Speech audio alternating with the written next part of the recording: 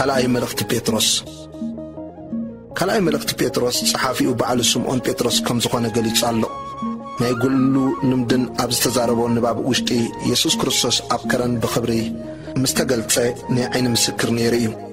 ካልኣይ ጴጥሮስ መልእኽቲ ናይ መጠንቀቕታ ደብዳቤ ከም በዓል ስልጣን ጅግንነት ልምዱ እዩ። ከምኡውን እሙን ሐዋርያ ክርስቶስ እዩ። እቲ ናይ መወዳእታ ርክብ ንጴጥሮስ ካብ ዓብዪ ተልእኾ ወንጌል ዝኾነ ወፈራ ዘመቻ ናይ ክርስቶስ እዩ።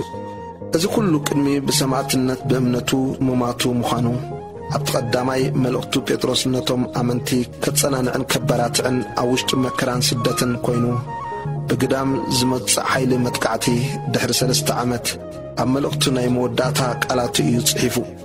ንሱ ድማ ካብ ውሽጣዊ መጥቃዕቲ ኮይኑ ካብ ሓሰውቲ ነቢያትን መምሃራንን መላግጽትን እዩ። ንሱ ብዘይገለ ዋጋዕ ዳጋ እቲ ሓቂ እምነት ተዛሪቡሉ ኣሎ። እዚ ምስ በለ ዝስዕብ ምኽሪ ብምሃብ ንክርስቶስ ብምኽባር ውልቀ ሰባት ኩላቶም ክርስቶስ ማእከል ቤተ ክርስቲያን ገይሮም ደው ክብሉ እዩ። ጴጥሮስ ሰላምታ ምስ ገለጸ ብድሕሪዚ ነቲ ርኹስ ናይ ዝሓለፈ ናብራን ሓፂር ዝጠመተ ኣብቲ ክርስቲያናዊ ህይወት እዩ ተዛሪቡ።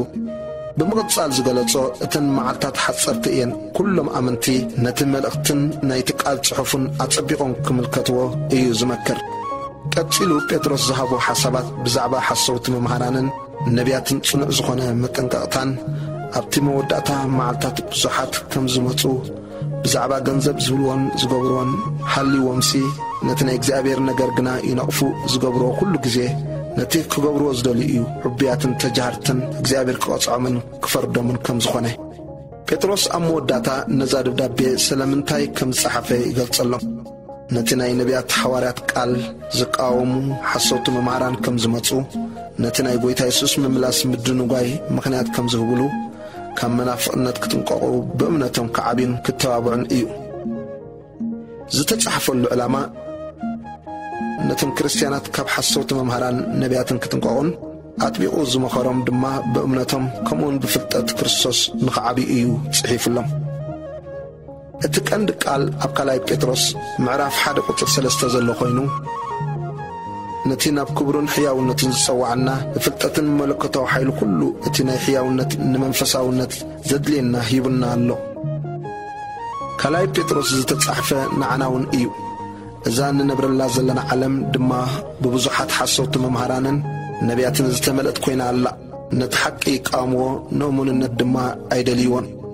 ናይ ጴጥሮስ መልእኽቲ ብጥንቃቐ ሰሚዕናዮ ንመጠንቀቕታኡ ድማ ተቐቢልናዮ እንተኾይንና ብናይ ክርስቶስ ፍልጠት ንምዕባይ ደው በል። ነቶም ምስ ናይ እግዚኣብሔር ቃል ዝጻረሩ ዝሰብኩን ዝምህሩን ኣጥቢቅካ ተቃወሞም።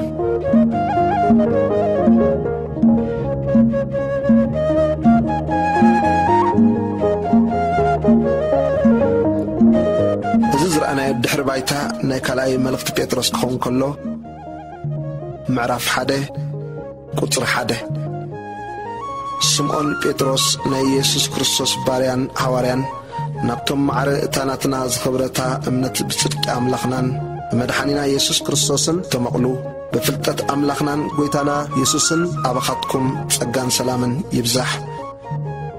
ክርስቲያናዊ መጸዋዕታን ሕርየትን 3 እቲ ብፍልጠት ክብሩን ደግነትን ዝጸዋዓልና ኣምላኻዊ ኃይሉ ንህይወትን ንፍርሃት እግዚኣብሔርን ዝኸውን ኩሉ ካብ ዝህበና ብኡ ታኽብርትን ዓባይን ተስፋ ዝረኸብና ኣብ ዓለም ብፍትወት ሥጋ ካብ ዘሎ ጥፋት ወፂኹም ተመቕልቲ ተኣምላኻዊ ባሕሪ ምእንቲ ክትኮኑ ብትግሃት ዘበለ ተጋደሉ ኣብ እምነትኩም ደግነት ወስኹ ኣብቲ ደግነቱን ፍልጠት ኣብታ ፍልጠት ከዓ ምግታእ ርእስኻ ኣብታ ምግታእ ርእስኻ ድማ ዓቕሊ ኣብታ ዓቕሊውን ፍርሃት እግዚኣብሔር ኣብቲ ፍርሃት እግዚኣብሔር ድማ ምፍቃር ኣሕዋት ኣብቲ ምፍቃር ኣሕዋትውን ፍቕሪ ንኹሉ ሰብ እዚ ነገር እዚ እንታይ ኣለኩም እናማዕበለውን እንተኸደ ንምፍላጥ ጐይታና ኢየሱስ ክርስቶስ ሓካያትን ዘየፍርዩን ክትኮኑ ኣይሓድገኩምን እዩ።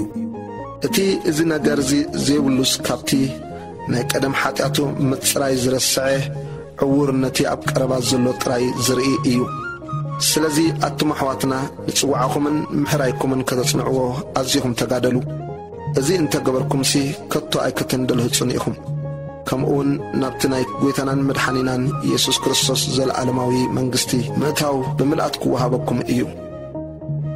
ቁጥር 12 ስለዚህ ምንም እኳ እንተፈለጥኩሞ ኣብትዘለኩም ሓቅውን እንተጸናዕኩም ነዚ ነገር እዚ ኩሉ ግዜ ከዘክረኩም ሓሳበይ እዩ ከምቲ ጎይታና ኢየሱስ ክርስቶስ ዝገለጸለይ ከዓ እቲ መቕንጣጽ ድንኳነይ ቀልጢፉ ከም ዝኸውን ስለዝፈለጥኩ ኣብዚ ድንኳን እዚ ክሳዕ ዘለኹ ብምዝካር ክንቅሓኩም ቁኑዕ ኮይኑ ይረአየና ኣሎ ግና ከድሕሪ ስንብታይ ከዓ ኩሉ ግዜ ነዚ ክትዝክርዎ ኢለ እጽዕር ኣለኹ መሰኻኽር ግርማ ክርስቶስ ቁጥሪ 16 ነቲ ናይ ጎይታና ኢየሱስ ክርስቶስ ሓይልን ምጽኣትን ክንነግረኩም ከለና እቲ ናይ ግርማኡ ብዓይንና ዘርኢናዮ ምስክር ኮይንና ኢና እምበር እቲ ጣብቦ ጽውጽዋያት ኣይሰዓብናን ካብቲ ጉኑን ግርማ ክብሪኽ ብኡ ዝሰመርኩ ፍቕር ወደይ እዚ እዩ ዝብል ድምፂ ምስ መጸ ንሱ ካብ እግዚኣብሔር ኣቦና ክብርን ግርማን ተቐበለ ኣብቲ ቅዱስ ከረን ምስኡ ከሎና ከዓ